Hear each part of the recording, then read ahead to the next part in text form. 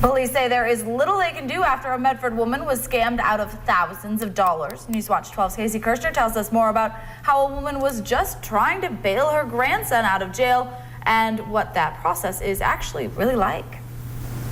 There's a very specific process when bailing someone out of jail and only a few ways you can actually do it. But when you have a loved one calling from what you think is a jail cell, it may be hard to think clearly, but police say that's exactly what you need to do to protect yourself.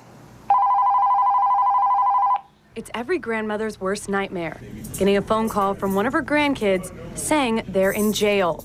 They might be scared, shaken. Normally I was in somebody's car, I didn't know what he had in his car, the police pulled us over, I got arrested. And they need bail money sent immediately. This one was their grandson had been arrested, and then it was followed up with a second phone call with someone pretending to be an officer from a local jurisdiction, trying to give it that level of legitimacy or make it even more official sounding.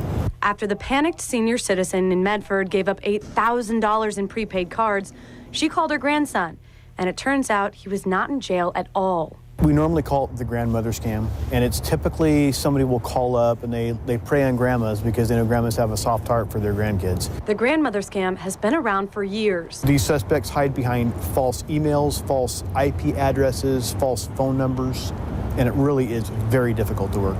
And these scammers also do their research. They might know her name, her address, her phone number, and they use that against you, and it adds to that level of legitimacy. But police say there are ways to protect yourself and your loved ones. When there's a sense of urgency and they want you to do the money immediately, that is the biggest red flag of all. The booking and release process takes a bit of time for the sheriff's office and the jail, and so it's never going to be urgent.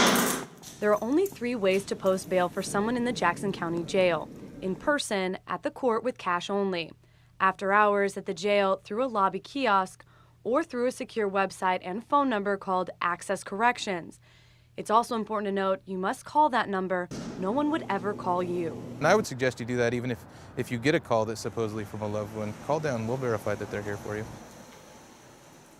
Both the police and jail officials say it's important to talk with family members and trusted friends before sending any money, or if you suspect a scam, call police immediately.